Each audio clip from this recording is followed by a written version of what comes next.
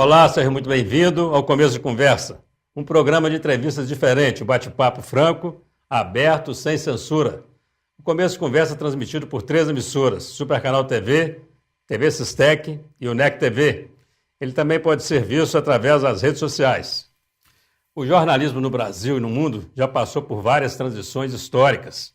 O avanço da tecnologia impacta não só o formato dos meios de comunicação, mas também a linguagem, o tempo, o público, a qualidade, o engajamento e até mesmo o mercado de trabalho. As teorias da comunicação, por exemplo, oscilam sempre buscando a lógica predominante entre a imprensa e o público consumidor da informação. Afinal, quem influencia quem? Nossa convidada de hoje é jornalista pela Universidade Federal de Minas Gerais, pós-doutora em comunicação pela Universidade de Navarra, na Espanha. Ela já atuou em TV e jornal impresso, trabalhou por 18 anos na Rádio Itatiaia, foi assessora de imprensa por 10 anos. Ela é professora na Universidade Federal de Ouro Preto. Ela é vice-presidente da Associação Brasileira de Pesquisadores de História da Mídia e diretora científica da Intercom, uma das principais instituições de pesquisas na área. Ela é casada e tem 2 filhas. Quer saber com quem nós falaremos hoje aqui no Começo de Conversa? Não saia daí. Nós voltamos já já.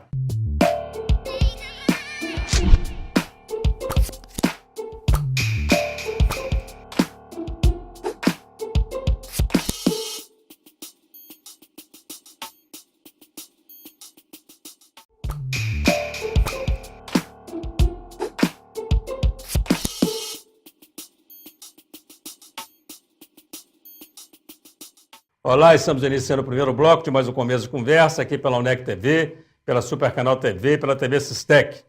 Vamos agora ao quadro Você na Tela do Começo de Conversa. Olá, eu sou Cláudia, do Sistema Caratinga de Comunicação, e o programa Começo de Conversa é um programa bem eclético, de estilo coloquial, com fatos e histórias bem prazerosas de se ver. E a gente falando do programa, a gente não pode deixar de falar também, né, da sutileza, da sensibilidade que o Dr. Eugênio conduz as entrevistas.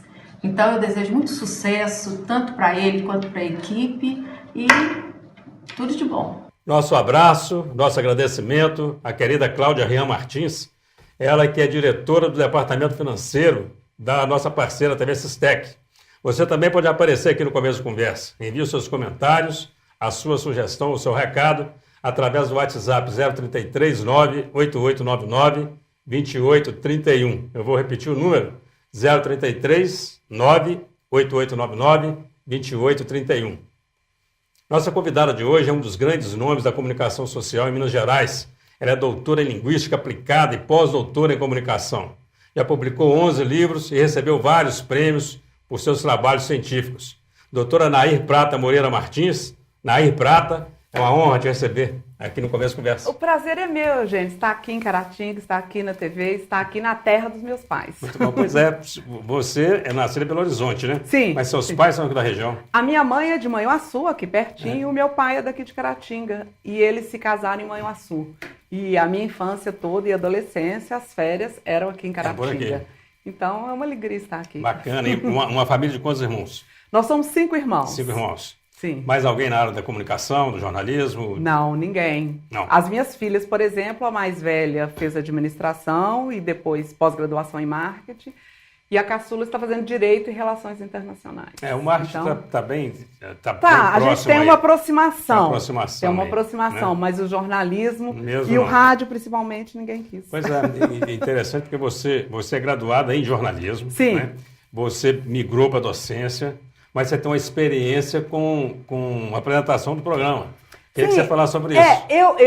Eu falo que eu sou uma acadêmica tardia, porque hoje nós temos muitos acadêmicos que fazem a carreira docente um curso após o outro. Fazem a graduação, mestrado, doutorado e pós-doutorado, em alguns casos.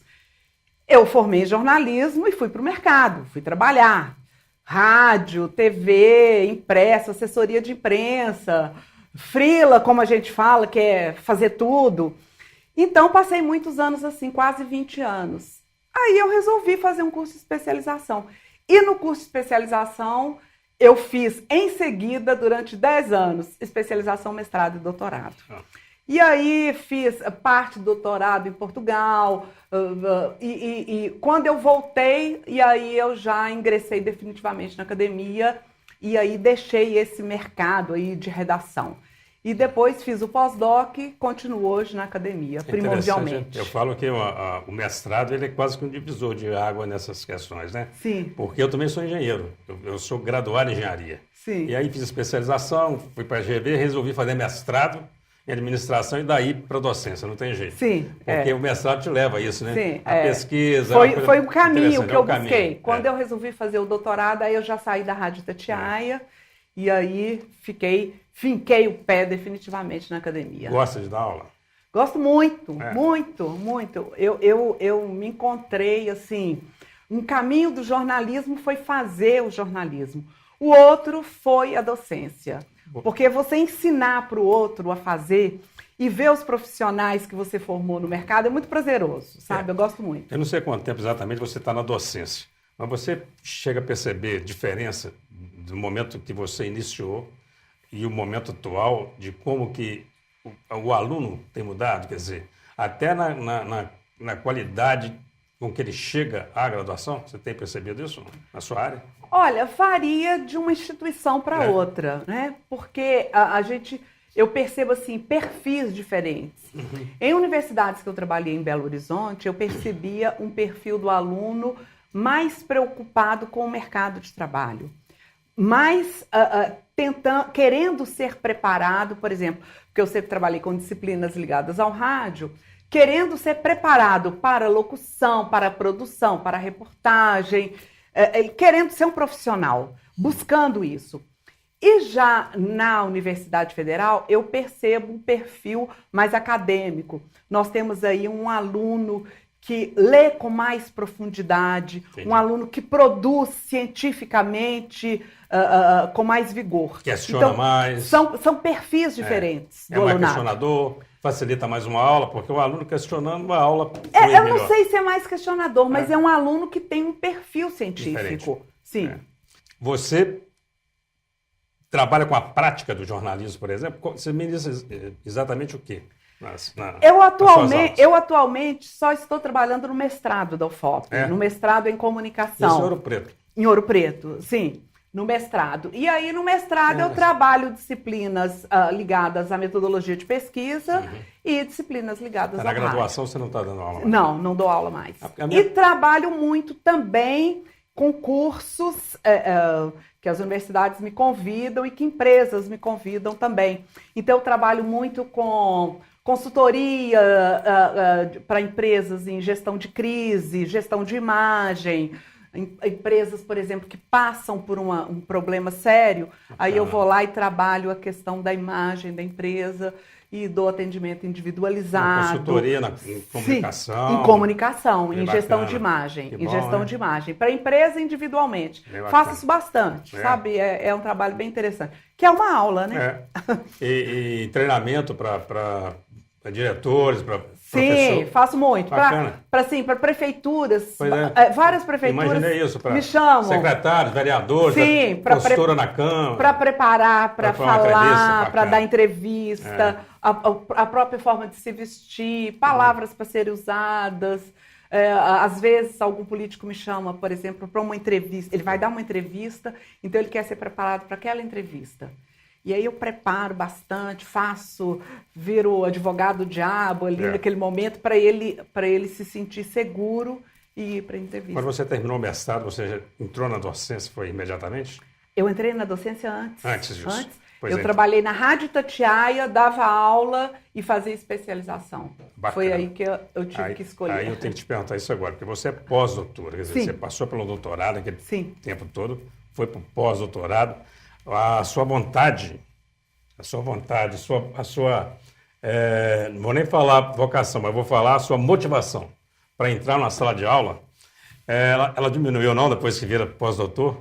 Não. Eu tenho um amigo meu que fala assim, doutor, Eugênio, não gosta de dar aula não. Ele fala assim, o cara vai dando aula enquanto está na graduação, ele dá aula, está no mestrado, chega no doutorado, ele fala, meu negócio é pesquisa e foge da sala de aula. Eu gosto muito de pesquisa, que é uma característica bastante do jornalista, né? Tanto que depois do mestrado, Até hoje eu publiquei 11 livros. Então, vou publicar mais um agora em setembro. Estou finalizando. Então, assim, fora os capítulos de livros, congressos, etc. Então, assim, eu produzo bastante. Eu gosto muito disso. Mas eu tenho um prazer muito grande com aquele aluno que está interessado.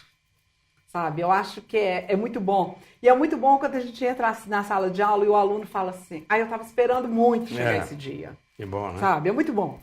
A minha filha caçula faz relações internacionais e faz direito ao mesmo tempo em Belo Horizonte. Faz os 2 cursos. Aí outro dia ela chegou, foi uma quinta-feira, ela chegou em casa e falou assim, mamãe, hoje eu tive a aula que eu esperei a minha vida toda. Eu falei, que aula que foi essa? Ela falou assim, a aula do professor tal, disciplina tal. É bom isso, ela falou assim, eu sempre esperei essa aula. E aí todas as quintas-feiras, quando ela chega, ela tem que me contar a aula toda. E eu fico impressionada com como é que ela guardou aquilo tudo. Por quê? Porque ela está interessada. Então, assim, o aluno interessado, quando ele quer, o professor tem um prazer enorme. E o professor dela percebe isso, sabe que ela gosta disso.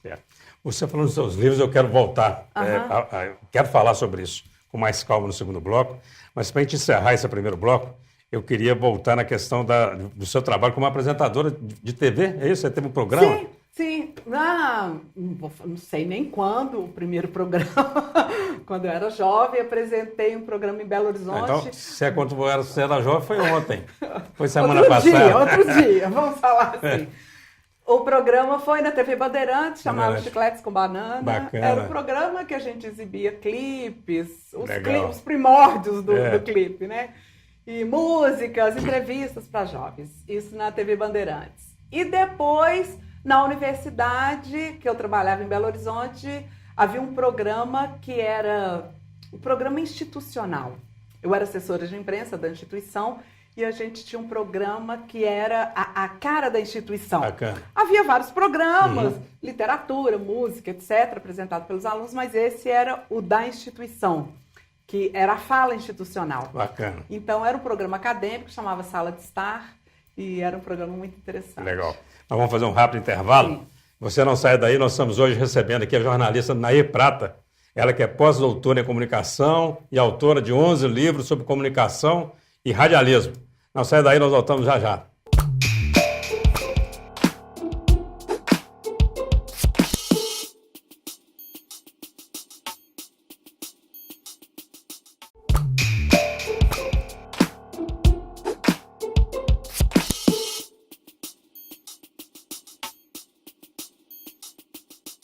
Segundo pesquisas da Kantar e Ibope Mídia, emissoras de rádio no Brasil arrecadaram em 2017 cerca de 6 bilhões de reais em publicidade, um crescimento de 24% em relação a 2016. O rádio representa 4,5% de todo investimento publicitário das empresas brasileiras. Hoje estamos recebendo a jornalista Nair Prata, que tem 18 anos de experiência nessa área. Nair Prata, eu quero falar dos seus livros, mas eu vou pegar agora aqui a deixa do rádio. Por que o rádio? Escolher o rádio. Você gosta de rádio? Gosto. Desde o começo? No bloco passado você falou em vocação. Isso. A palavra vocação vem do latim, que significa vocare, que significa chamamento. Acho que é um chamamento. Desde a graduação, quando eu estava estudando na UFMG, eu pensava assim, eu preciso arrumar um emprego. Se for no rádio, melhor. E aí, eu comecei a trabalhar no rádio e nunca parei. Então, toda a minha vida profissional é no rádio. Eu fiz outras coisas, mas sempre trabalhei em rádio e toda a minha vida acadêmica, da especialização ao pós-doutorado, eu fiz pesquisas em rádio. E todas as minhas publicações, de uma forma ou de outra, são para o rádio. O interessante é porque, assim, há muito tempo a gente ouve falar, né? O rádio está com os dias contados. Você já deve ter ouvido isso à vontade, né? Muito. Então, o rádio... E nada, né? Porque o rádio está aí, um meio de comunicação de massa, é muito ouvido, as pessoas ouvem rádio, né? Sim, só que essa forma de ouvir... É que está diferente. Ela está mudando, né? Claro. Nós temos aí, até o século XX, um modelo de rádio que a gente conhecia, que é aquele aparelho que a gente sintonizava uma frequência ali no dial. Então, quando perguntávamos para alguém o que era rádio, rádio é que a gente ouve ali naquele aparelho. Com a chegada da internet, com a digitalização, isso foi mudando. E aí nós começamos a encontrar novos formatos de rádio. O rádio na internet, por exemplo, a web rádio, que foi minha pesquisa de doutorado em 2004. Já tem aí 14 anos que eu pesquisei isso. Que é o quê? Emissoras de rádio que não têm uma frequência no dial. Elas não existem no aparelho de rádio. Elas existem por meio de uma URL, que você digita um endereço no computador. E depois a gente tem as rádios por aplicativo, hoje, mais recentemente. Nós temos as rádios por assinatura, por exemplo, que você compra uma assinatura e você acessa uma rádio. Então, assim, os modelos foram se diversificando, então a gente percebe que o rádio tem uma vida aí. Ele não ficou parado. Na hora que a internet chegou e falou, vou morrer. Não, porque às vezes as pessoas não percebem que aquele aplicativo que ela acessa, que aquela mensalidade que ela paga, aquilo é rádio. Só que em outros formatos. E além disso tem o velho e bom rádio, né, que naquele aparelhinho que você liga, escuta a sua rádio preferida, mas que também está lá na internet. Sim, né? Só que esse rádio aí no aparelho, ele hoje no Brasil, ele está vivendo uma transformação profunda, que é a migração do rádio AM para o FM. Inclusive o AM vai sumir. Hoje no Brasil, inclusive o meu livro que vai sair em setembro sobre isso, nós estamos aí com quase 700 emissoras de rádio migrando do AM para o FM. Então, isso vai provocar uma transformação muito grande. Porque, por exemplo, aqui em Caratinga, as emissoras AM que têm um alcance, que falam de uma forma com a população, elas vão passar para o FM e aí elas vão mudar essa face que elas têm hoje. Porque o alcance diminui, né? O alcance diminui. Então, elas vão mudar a programação, elas vão ter um sinal melhor. E certamente elas vão para a internet e vão para os aplicativos. Então, isso é inédito no mundo. Não há nenhum país do mundo que tenha vivido ou que esteja vivendo uma transformação tão grande, tão radical no modelo radiofônico. Esse foi uma coisa bastante interessante, que essa questão da saída da AM e para a FM, porque além do alcance, tem um tipo de programação, porque mudou o alcance, muda isso tudo. Sim, muda isso tudo. E o bom mineirinho que está lá naquele cantinho, que só a AM é que chegava lá, esse cara fica sem rádio? Vai depender da localidade, né? Nós temos, por exemplo, um exemplo na Finlândia, que eles acabaram lá com o FM. O rádio na Finlândia hoje é só digital. Interessante, né? Então, assim, esse processo que o Brasil está vivendo... A gente pensa que ele vai continuar, ele não vai parar aí. Vai ser uma evolução, que é um processo que eu chamo de radiomorfose, que é uma metamorfose que o rádio vai vivendo. A gente não pode achar que rádio é só aquele aparelho esse sujeito lá no cantinho que vai ligar o aparelho de rádio. Você não vai se lembrar porque você é uma menina ainda, mas eu cheguei a pegar o rádio, aquele que você ligava assim, acendia umas válvulas lá dentro, e que pegava rádio de Paris, do Chile, da Argentina. Tinha que esperar o horário. Né? Ele esquentava um bocadinho. Sim. Só que hoje, por meio da internet... Você pega isso tudo, Você pega qualquer rádio, de qualquer lugar, a qualquer momento. Isso potencializou de tal forma, a web rádio potencializou de tal forma... a transmissão radiofônica, porque agora a gente não depende mais da geografia. A Rádio Itatiaia, por exemplo, que eu pesquiso muito, ela tem, no futebol, ela tem ouvintes no mundo inteiro.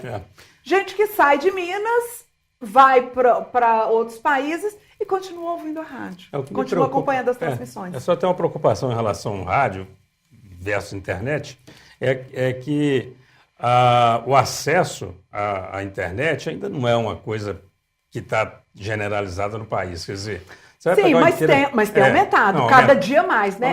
Hoje sim. Nós temos no país mais aparelhos de celular do que pessoas. Sim.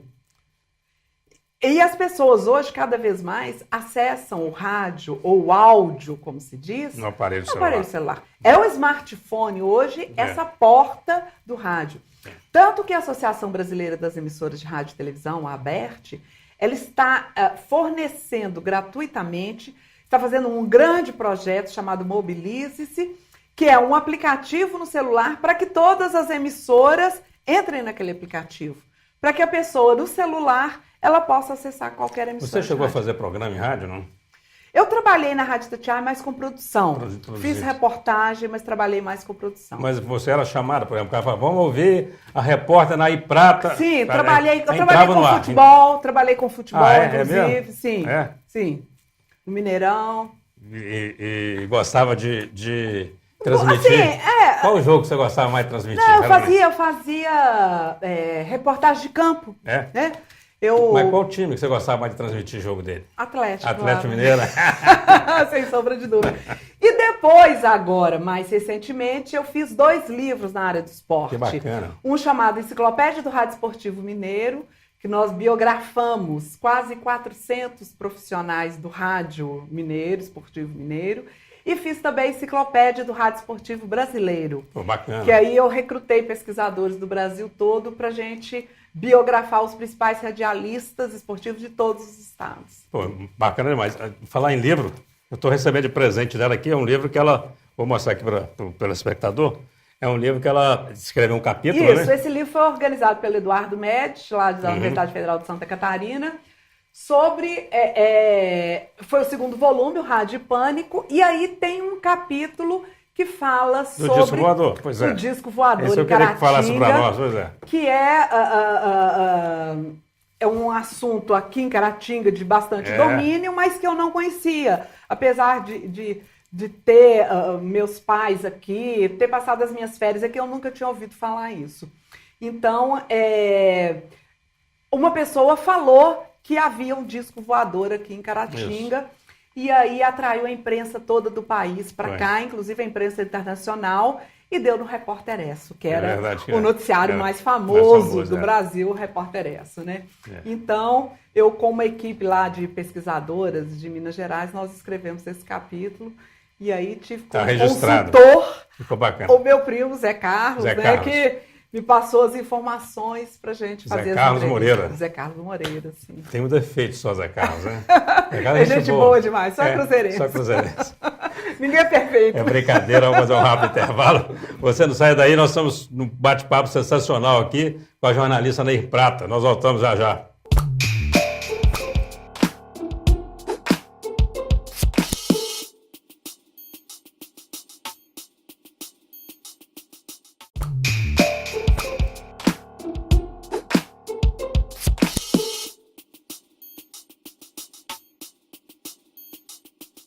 Olá, estamos de volta com o Começo de Conversa, um programa transmitido pela Supercanal TV, TV Sistec e UNEC TV. Esse é o nosso 3º e último bloco, infelizmente, uma conversa muito boa com a jornalista Nair Prata.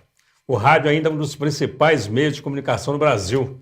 O tempo médio por dia dos ouvintes em 2017 foi de 4 horas e 40 minutos, de acordo com a Kantar Ibope Mídia. Nair, 4 horas e meia, a média. Tem gente ouvindo muito rádio.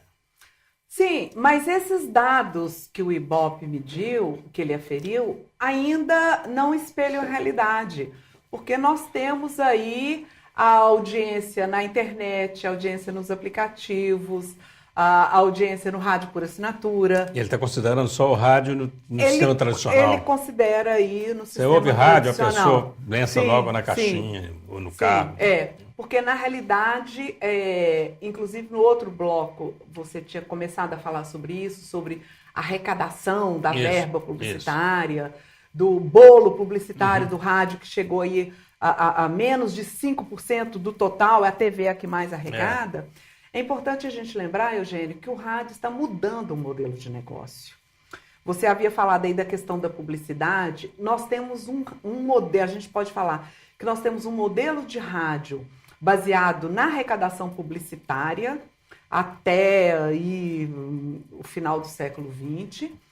E depois a gente começa uma transição para um outro modelo, que esse modelo se desdobra aí em vários modelos. Antes, fazer rádio era o quê? Arrecadar publicidade. Muito bem. E se a rádio estava bem com o governo, ela conseguia a verba governamental. Verba da prefeitura, verba do estado, verba do governo federal. Então, predominantemente, o rádio vivia disso. O rádio que não tinha publicidade, ele não tinha como sobreviver. E agora, foi essa minha pesquisa do pós-doutorado, os novos modelos de rádio que estão aparecendo e que coexistem. Por exemplo, nós temos um modelo chamado crowdfunding, que é o quê? Arrecadação arrecadação coletiva, né? Existe um projeto e você faz a arrecadação coletiva.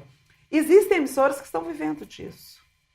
Então, ela lança um projeto de crowdfunding e aí ela arrecada dinheiro e vive disso. Tem as emissoras que funcionam pelo sistema de franquia. Então, a emissora, ela cria uma rede e vende a franquia. Então, ela não precisa de buscar publicidade. Ou seja, tem muita coisa aí que não está sendo medida, né? Não está sendo muita considerada. coisa, exatamente. Então, esses novos modelos todos estão surgindo e estão vivendo. Sabe, o interessante é isso, porque eles são sustentáveis. Interessante. Eles não são uma aventura. Interessante que parece até que é ou um pouco de desconhecimento ou um pouco caso das empresas que fazem essa medição, né? Porque tinha que considerar isso tudo. Mas é difícil medir. Você, por exemplo, você vai medir, por exemplo, o Spotify, a Apple, por exemplo, a Sirius XM, que fazem rádio por assinatura. Como é que você vai medir isso, né? Sabe? Complicado.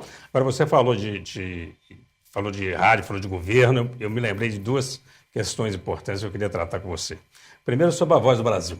Sim. Esse horário parece que agora flexibilizou, não é isso? Foi flexibilizado. Porque era 19 horas em ponto, começava a Voz do Brasil. Sim, isso é bom ou ruim? Criado na década de 30, né? Mas que as pessoas... O Getúlio Vargas... Alguns gostam, outros não, mas... Para vender o governo dele. E eu acho interessantíssimo a Voz do Brasil, que a Voz do Brasil passou por todo tipo de governo que o Brasil teve. E ela direita, esquerda, militar e a Voz do Brasil firme ali, né? Então, agora, o horário foi flexibilizado, quer dizer, as emissoras têm que transmitir. É uma transmissão compulsória, porque elas são a emissora de rádio é uma concessão do governo, né? A rádio, para quem não sabe, o governo permite que a emissora utilize aquele lugar ali no espectro. Mas é dele, Mas é concessão do governo, então tem que seguir as ordens. A rádio que não seguir, ela pode perder a concessão. Então, a emissora hoje, ela não tem que transmitir mais às 7 horas da noite. Não é obrigado, né? A Voz do Brasil, ela teve algumas mudanças assim, muito sutis. Por exemplo, a Ópera Guarani, que abre o programa, já foi mudado ali o arranjo. Ao invés de falar agora são 19 horas, começaram a falar agora são 7 horas. Assim, os locutores mais soltos um pouco, mas na realidade é uma transmissão compulsória. Então, assim, o que eu discordo da Voz do Brasil é isso. É ter uma transmissão obrigatória. Nós vivemos numa democracia e é impensável que até agora, às 7 horas da noite, o rádio tivesse que parar. Porque às 7 horas da noite, na década de 30, as famílias estavam reunidas em casa tomando a sopinha para dormir. Era isso. Hoje não, o pessoal está chegando às em casa. 7 horas... Não, chegando em casa não, as pessoas estão indo para aula. Para aula, né? Também. As pessoas estão indo para aula, depois vão para o boteco. Assim, a vida às 7 horas da noite nas grandes metrópoles, ela está começando. Então, é impensável que o rádio pare, deixe de acompanhar aquilo tudo, a movimentação do trânsito, a movimentação dos estádios, a vida que está pulsando para transmitir um programa que é predominantemente chapa branca. Não é? Né? Um programa que está sempre atrelado ao governo. Um regime democrático. Né? Isso, hoje, o que o programa Voz do Brasil fala? De Michel Temer. Na gestão passada, ele falava de Dilma depois de Lula. E por aí afora. De Fernando Henrique. É um programa ligado à administração federal. Então, eu acho que é um programa que deve existir, porque muitos lugares gostam desse programa, é o único noticiário que tem. Mas não a transmissão compulsória. O segundo ponto que eu queria tocar, e está bem dentro dessa sua ressalva aí, do fato de ser compulsório no regime democrático, é a importância do rádio no processo de democratização do país. Porque foi muito importante, não foi? Sim, o rádio, eu acho na história do país todo. Por ele estar ali sempre ao lado das pessoas, o rádio tem essa característica, né? que é o que a gente chama de uma relação face a face. É uma interação face a face. Os grandes comunicadores de rádio, eles falam como se estivesse falando com uma única pessoa.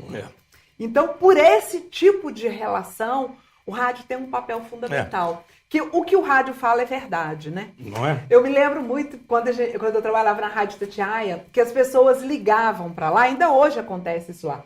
As pessoas falavam assim, eu ouvi isso assim, assim. No rádio. É verdade? Eu vi isso assim, assim na internet, eu vi isso assim, assim na televisão. Eu tô ligando para cá para saber se é verdade. Então, assim, o rádio, ele tem essa característica... De credibilidade, de né? credibilidade, de ser um companheiro, de estar ao lado das pessoas. E sem falar que num determinado momento da história do país, o que nós tínhamos era o rádio. Né? Quer dizer, Sim. o rádio era o veículo de comunicação, né? Sim. As pessoas ouviam muito rádio mesmo. Sim. Né? E o rádio ligado a comunicadores, muito, né? Muito. Assim, A essa pessoas, relação pessoal com o É. comunicador. Essa relação, assim, de conhecer o comunicador, de estar perto, de estar ligado a ele. E o interessante, né? E sem conhecer a imagem, às vezes, né? Sim. É voz, né? Nós estamos falando Sim, de voz, sim. quer dizer, é a voz que me traz a notícia e eu acredito na voz da Sim, Anaí sim. Prata. Há vários trabalhos que falam sobre a voz. Né? É. Tem um autor francês chamado Patrick Charrodot que ele fala que o rádio é ausência de encarnação, que o rádio é só a voz. Só que quando o Charrodot falou isso, não existia a internet, porque hoje a gente tem várias emissoras de rádio que trabalham com multiplataformas midiáticas. Por exemplo, a Rádio Jovem Pan trabalha assim, né? Que é rádio, TV, internet, tudo ao mesmo tempo e tudo ligado às redes sociais. Nosso tempo está acabando, mas eu não posso deixar de Tem falar. muito assunto. Não, é muito assunto, mas eu queria falar rapidamente sobre esse lançamento do livro em Portugal. Né, tem rádio em Portugal e no Brasil. É uma edição portuguesa? Esse livro foi uma parceria, porque eu coordenava um grupo de pesquisa de rádio e mídia sonora aqui no Brasil, e a Madalena Oliveira, que fez o livro comigo, coordenava um grupo de rádio lá em Portugal. E eu fiz parte do meu doutorado lá em Portugal, então eu tenho uma relação muito boa com os pesquisadores de lá. Então nós juntamos os dois grupos para a gente fazer essa pesquisa. Então, eu coordenei junto com a Madalena, que é a coordenadora lá de Portugal. Então, essa edição que nós fizemos é uma edição portuguesa. Fizemos o lançamento aqui no Brasil, fizemos o lançamento lá na Universidade de Coimbra, em Portugal. Então, é um livro que traz pesquisadores dos dois países. Se eu fizer mais uma pergunta aqui, o André Carvalho vai brigar comigo, o Sérgio Cres são cruzeirenses, então, você sabe, nós vamos né? ter que marcar outra entrevista, Não né? é? Você tem um minuto para suas considerações finais. Você vai fazer uso dessa câmera aqui, por favor. Deixar o seu recado aí para os telespectadores da UNEC TV, da Supercanal TV, da TV Sistec e também para os internautas. Inicialmente, eu gostaria de agradecer imensamente o convite para estar aqui. É uma alegria chegar nessa cidade. Eu fui chegando aqui, fui me lembrando do meu pai, que já faleceu, fui lembrando da minha infância, fui lembrando da minha adolescência. Então, é uma delícia estar aqui em Caratinga, é uma cidade linda, acolhedora, tem vários familiares aqui. Então, eu estou num momento de intensa alegria de estar aqui em Caratinga e ainda falando sobre rádio. Então, muito obrigada pelo convite, um grande prazer. Aí, muito obrigado, meu querido. Eu que agradeço. Prazer muito grande recebê-lo aqui, viu? Eu que agradeço. Começo de conversa sempre à sua disposição, que é a bancada por um bom papo. Muito obrigada. E você que nos acompanhou, muito obrigado pela atenção, pela audiência e até o nosso próximo encontro, se Deus quiser.